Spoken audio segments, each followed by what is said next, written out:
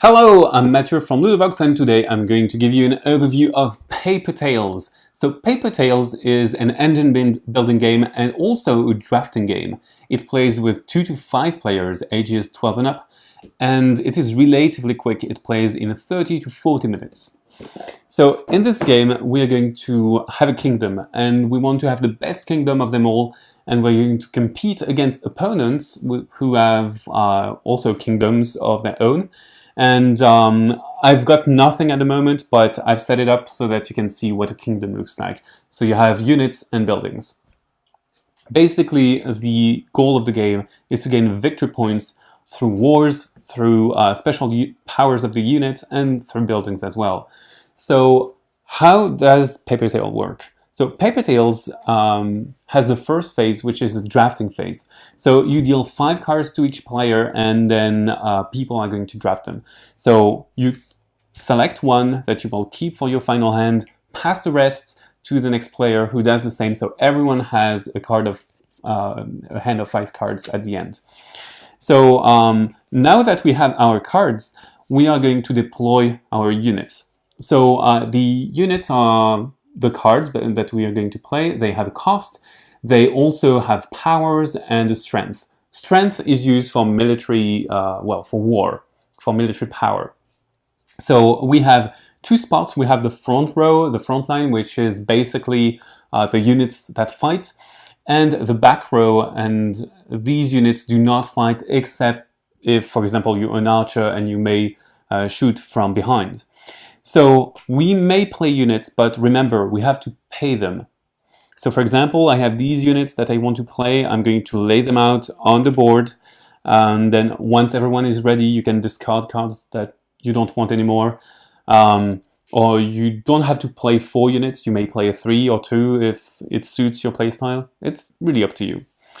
You're going to flip them over, pay the cost. So I get to pay 3 money here. And then that's the end of that phase. But some cards have special abilities that trigger when you deploy them. For example, I have a veteran.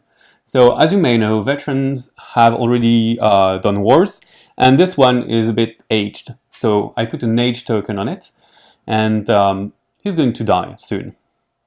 So then we do wars. We battle against each other. But I'm going to fight against my 2 neighbors. If I would play with 4 or 5 people, there are some people I wouldn't fight at all during the game. So I'm going to total the forces. So we have 4 and 2 for this one, so 6, 2, 2, and 2 with the archer, so that's 6, and I fortunately have 7. So I win both wars on both sides, so I am going to win and earn 3 victory points per victory, so that's 6. And additionally, I have the general. So I told you that all of the cards have special abilities, and some abilities trigger during a specific phase or give you resources, but this one tells you that you get 1 extra victory point for each war that you win. Then we move on to the next phase. That's the income phase, and the income phase is very basic. Everyone takes money from the bank. Everyone takes 2 money plus the bonuses of their cards. So for example, I have a cook on my back row, and the cook tells you that you get 1 more money in the income phase for every meat in your kingdom. And fortunately, I do have a Children of the Woods, and the Children of the Woods gives me 1 meat and 1 wood, so it gives me an additional money. So this allows me to talk about the resource system.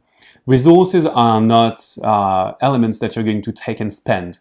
Resources are things that you may be able to use and not spend. And they stay here. So I could use the meat for the cook and then for something else, for example, in the next phase, which is the building phase. So the building phase is about building buildings. That's for certain.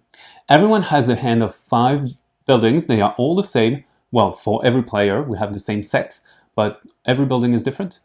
They are going to give you special abilities, some victory points, but they are going to help you specialize your game and your engine.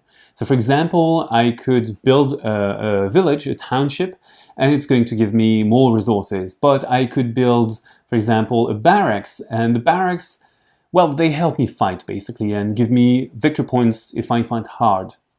So that's about it for the buildings, but you have to take one special action to build a building. So in your building phase, you get one action, which may be building.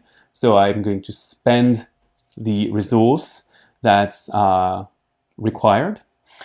I may additionally, if I have the building already, I could, for example, if I had this barracks, I could improve it by spending the improve cost here. So I would flip it and have an additional power, more victory points, etc. But if I had the resources to play it and improve it at the same time, I could do this in a single action. And this is fortunate because I have only one action per building phase. So I could play at level 2 if I had the resources that are required. And the more buildings you build, the costier it becomes because you have to pay for the land, and for each additional building there is an extra cost. So we're going to build stuff, and having a building at level 2 is crucial in this game because having a building at level 2 unlocks a new thing for your empire and your kingdom. You are now able to have a third card on your front row, meaning that you're going to fight even harder, and you're going to have the possibility of making more and more card combination. So once you have built something, or not built, it's optional, you move on to the aging phase. So this is something I haven't told you. So the game is played over 4 rounds, and at every round, some units are going to age and some units are going to die, meaning that your game, your engine is going to crumble and you're going to have to rebuild one. You can build the same one, of course, but you can change the engine that you want. For example, you can go war heavy at the beginning and then resource heavy at the end, but it really depends on your playstyle. So in this phase, first, every unit that has an aging token would die. So my veteran has done its service. He has fought well and he dies. That's it.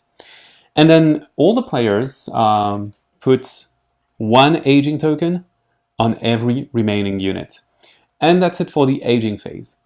Once you have done that, you have completed a round of the game and you're going to move on to another round of the game, and you're going to do that 4 times.